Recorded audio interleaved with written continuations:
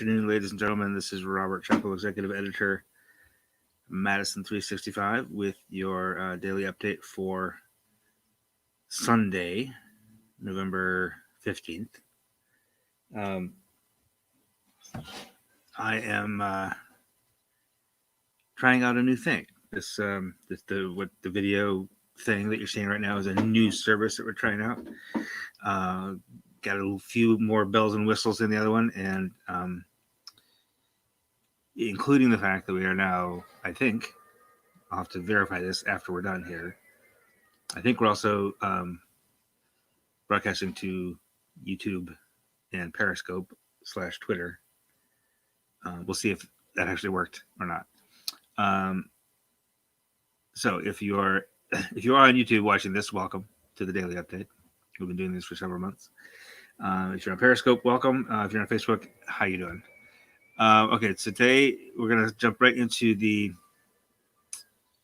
COVID numbers, which are not particularly good today. We have 6,048 new cases today, which is, it's 1,000 more than yesterday almost. We did have 7,000, we broke 7,000. We had 7,700 at one point a couple of days ago. So the second half of the week, this past week, we had 3 out of 4 days were over 7,000. Sunday and Monday are typically lower days. A week ago, and this is why I don't like the 6,000. Like, it's one thing to say we're lower than we were yesterday, which, okay, fine. We're actually higher than we were yesterday, but lower than we were this week. We had 4 days in a row this week over 7,000. But if you look back to last Sunday, we had 4,280. So to have 6,058 today, I think I said 6,048 before, 6,058 today, not great. Thank you, Margie, for the update regarding Twitter. And you know what else is really cool? I didn't have to flip over to Facebook to see your comment, because this new thing I have actually brings the comments right into the little studio dashboard thingy here. I'm very excited about this. Okay. This is what happens when you do this kind of thing for a living. You get super excited about nerdy stuff like that. Today, there are fewer tests, about 1,000 fewer tests than yesterday, but 1,000 more cases. That's not good news. Our positive test rate for the day is 33.7%, which is really high for a one-day thing. Unfortunately, the state has not updated the 7-day testing average yet. For some reason today, I did shoot them an email to ask if there's something wrong with the data, or if they just somebody forgot to do that and they took the rest of the Sunday off, or what.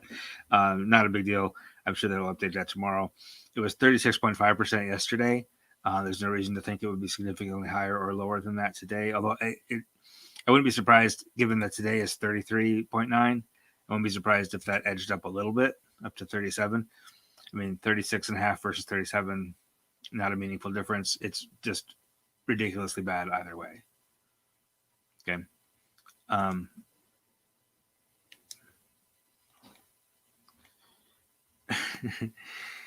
you talking about, am I being auto captioned, and I'm giving you the coveted numbers today? That's pretty funny. Okay, other numbers today. So again, 1,000 fewer tests than yesterday, 1,000 more cases, 6,048 cases today. On a Sunday, that's bad news. Monday is typically also a lower day in terms of cases, because there are fewer tests. Like, testing goes down on like Saturday, Sunday, and back up. So if we see another 6,000 again tomorrow, that does not bode well for the rest of the week. So we'll keep our fingers crossed. Number of hospitalizations is also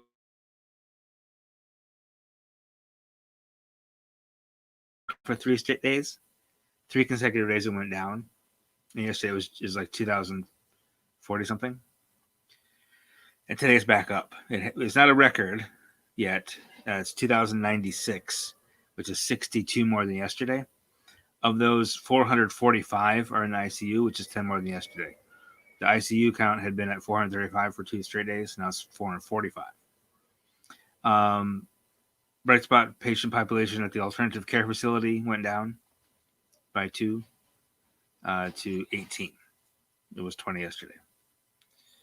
Somebody asked, and I have to respond to this, but I got a question from a reader, from a member of our audience, asking about that facility, and that if it's supposed to be alleviating, taking pressure off of hospitals, why are hospitals still overwhelmed? And I think it's a complicated answer. I think it's partly because the hospital system statewide is not really overwhelmed yet. And we're still at the ICU statewide are at 88.5% capacity, which is high, but there's still room. There's still over 10% of all the ICU beds are still available. So it's not like they're crushed yet. Kind of on the edge of could be crushed pretty quick if things take a turn. But really, it's not the ICU capacity, and it's not the emergency rooms that are going to be assisted by the presence of that alternative care facility. And that's where you see things really getting bad in like New York and Italy, with the emergency departments and the ICUs. What the alternative care facility does is those intermediate rooms and those negative flow isolation chambers or rooms where people are hospitalized for extended periods of time. And when one of those people is on the mend, they ship them over to that. That sounds bad, but they transport them over to that alternative care facility to finish their last couple of days of treatment and observation. It's not an emergency thing. It's not an ICU thing. So it's going to help that sort of intermediate level of care, but it's not going to really help the emergency departments or the ICUs in any case. So I hope that helps a little bit there. The total number of cases now that we've ever had is 312,342, which is getting to be a big number. 69,600 of those are active. So 22% of those are active. That 22% has been pretty steady for the past several weeks. So basically, as the number of total cases goes up, the number of active cases is going to go up, because 22% of a larger number is a larger number. So that's about 3,000 more than yesterday, which is just a lot to think about. Almost 70,000 cases currently active, currently infectious, that we know of, right? Our 7-day averages also went up. 6,767 cases per day now over the past 7 days. And 7-day average of deaths went up to 46.43. It was like 46.3 yesterday, so only slightly up. The reason that went up is we had 13 deaths reported today. We had one death also taken out of the data, so our net increase of death count was 12 today. And last week Sunday it was 11.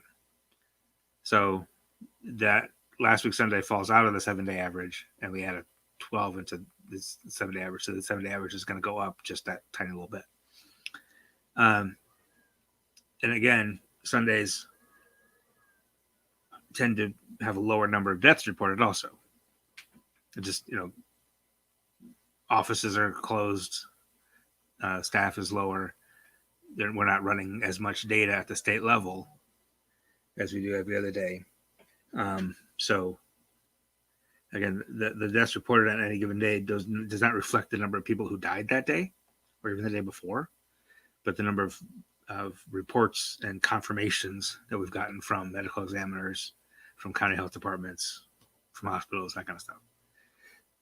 So it's, a lower number of deaths is always a good thing to see, but don't take too much from it. Don't feel like our numbers are going to go down considerably. But what we do want to look at is the number of deaths per day over 7 days. We've had 325 deaths in the past 7 days, which is a lot. I'm going to break out one of the little fun things about this this new system here. I'm going to share a screen with you. I don't know if you can see that. I'm going to try to do it this way. This is our chart for the day of where the cases are and where the deaths are. Barron County, again, if you reorganize this by cases per 100,000, Barron County today, again, Barron County members yesterday had like 213 new cases. Today they're 244. That's 540 cases per 100,000 residents, which is by far the highest. Pepin County, these rural counties are, all of these top like 5 or 6, 8, 10 counties are all very rural. Really, with the exception of Eau Claire, this whole first page of counties are mostly rural counties. And Eau Claire is pretty rural too. I mean, Eau Claire is not a huge city by any means. But this is where a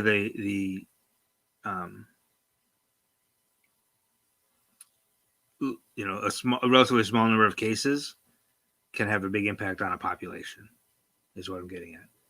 Now, if you're looking at raw number of new cases, Milwaukee County once again over 1,000 today. Dane County well behind at 372. So the raw number of cases today out of the 6,000, 16% of those, give or take, are in Milwaukee County. So the new cases are pretty concentrated today in Milwaukee County, although you do have them then, once you take Milwaukee out of it, you are pretty well spread out. As you can see, these go down to, every county has at least one. Now, if we look at the deaths are concentrated into just a few counties, 10 counties today, which is bad. I mean, it's bad to say that we have only 10 counties had a death today. That doesn't sound very nice. But Bayfield, way up north, had 3, which is another rural county. Chippewa with 2, Waupaca with 1, Washington, Rock, Oneida, Kenosha, Grant, and Dunn, and Ashland each with 1. And we had 1 removed from the data in Lincoln County. Had reported 1 earlier, and that was, you never know why exactly, but that was confirmed to be another cause, or whatever. Just perhaps was an error. So they had 13 deaths, but 12, our death count went up by 12.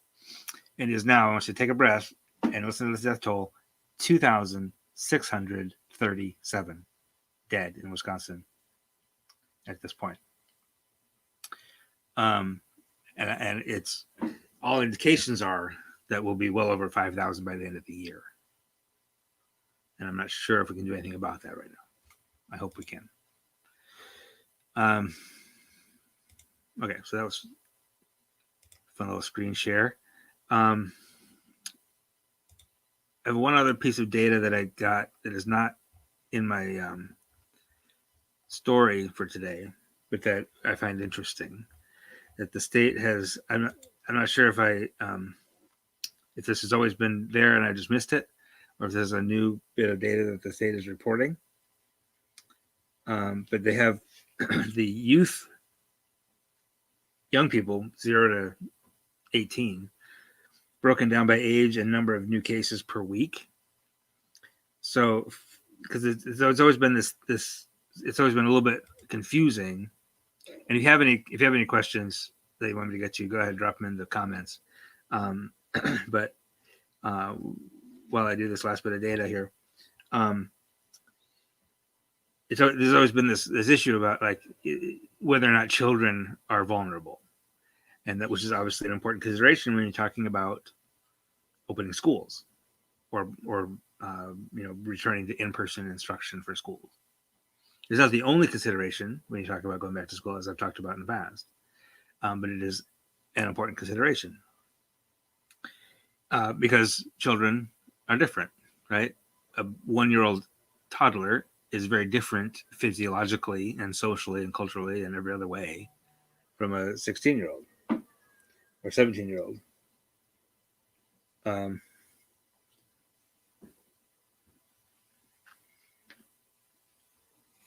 So here's what we know. So it's nice that they've been able to. It's nice that they've been able to break this down a little bit for us. So this is what we know. This is the week of November 1st. This is the most recent data we have available.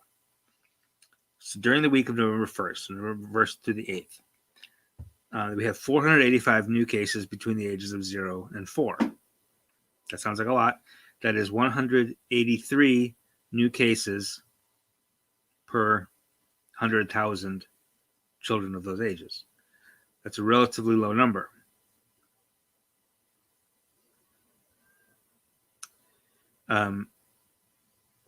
Children 4 through 8 over the course of the week had 934 new cases for a rate of 271 per 100,000. Kids 9 through 13 had 1,618 new cases in that period of time, that week, which is 369 cases per 100,000. And then 14 to 17 has 1,955 new cases. That's 873 per 100,000. Now, for context, the entire state, the population of the state, we added 37,760 new cases for that whole week, which is 651 per 100,000. And I'm just getting word that we have the 7-day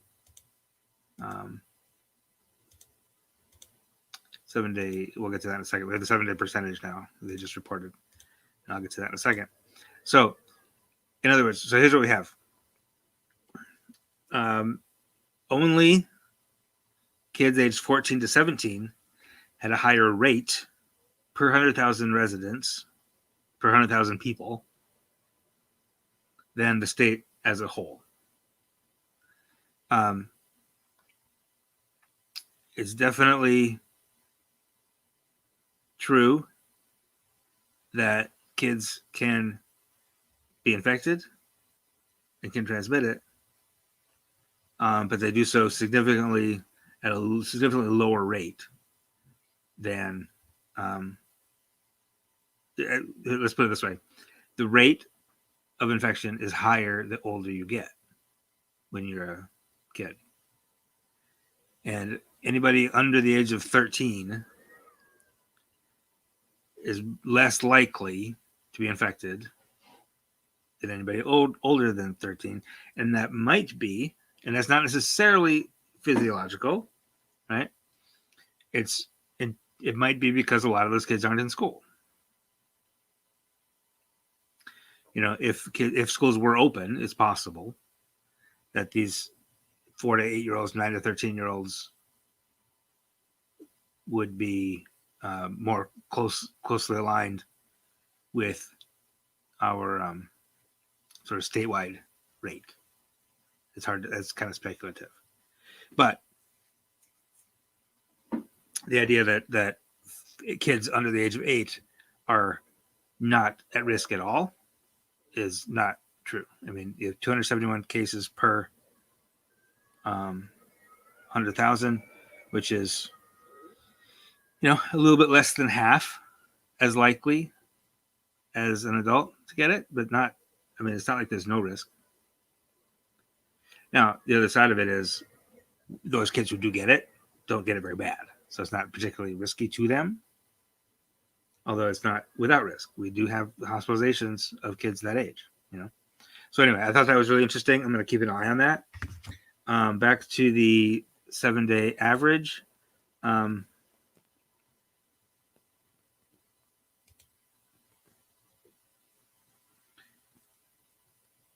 We are at 36.5, which is exactly the same as it was yesterday.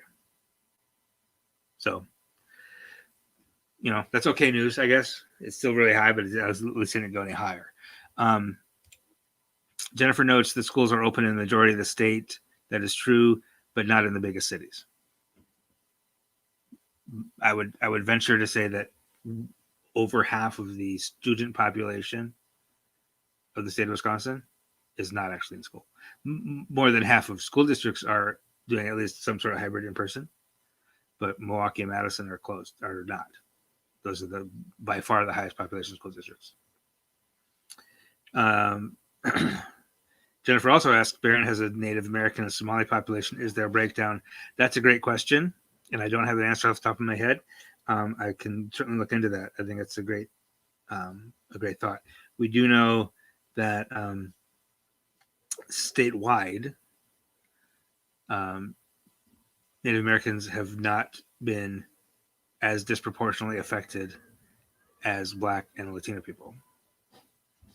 And I'll be interested to see if that Somali population there in Barron County, which is a really good point that I hadn't really even thought about,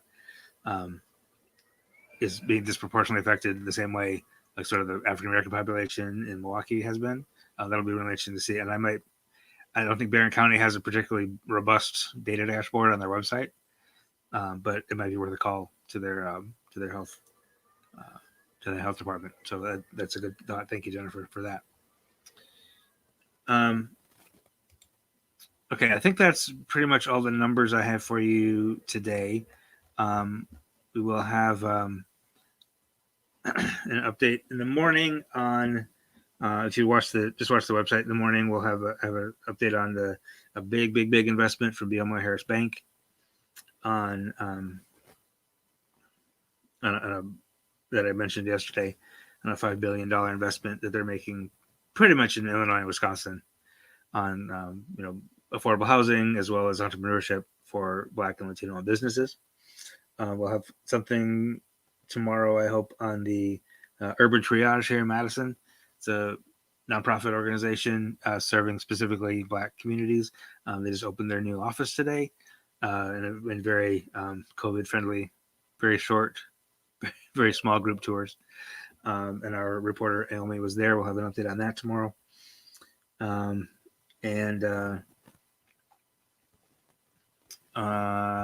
sorry, what was the other? There's another story we have in the morning. Oh, I know, the Moses. We talked about this on the podcast the other day. Moses has is an organization that works on incarceration issues, and they're having their transformation awards, and they had 3 people who were honored, for people who have been through incarceration, have come out and have, really contributed to the community in important ways. So that story will be up in the morning also. So I appreciate your attention today. Again, Jay, I think you're not wrong. Jay says, I'm still convinced. Look at this I can do. I can still convince that school openings combined with cold weather are quietly causing this massive surge. I think those are both going to contribute for sure. All summer we've been able to see people outdoors, and I think complacency mixed with now we're having to see people indoors is both of those are causing problems. So, and along with schools being open, universities being open, and just general complacency, it's people getting together as families or as friend groups indoors. So yeah, you're not wrong, Jay. Okay, I appreciate your time. I appreciate your support. I would, if you do rely on this briefing every day, and you watch Madison365.org every day for your news, help us keep it free. If you have the privilege of a few extra dollars and want to be able to make sure that we never have to charge money for the news, I would love it if you went to Madison365.org/donate and threw a few dollars our way. Any dollar you give us gets doubled right now until the end of the year. So if you make a donation of $5, we get 10. You give us 20, we get 40. It's a program called Newsmatch. It's funded by the Knight Foundation, Facebook Journalism Project, Miami Foundation, Democracy Fund. It's literally like $3 million that are getting split up among several hundred nonprofit newsrooms across the country. And it's very simple, and there's no strings attached. Like, we tell them how much you gave us, and they cut us a check for that same amount. It's that simple. There's not a lot of reporting or anything like that. It's just free money, basically, to keep us going and to help us keep this whole thing free for you and to keep you informed and to continue to serve this community through the means that we know how to serve it, which is through good journalism. So again, I appreciate your time and your attention, and we will see you again tomorrow.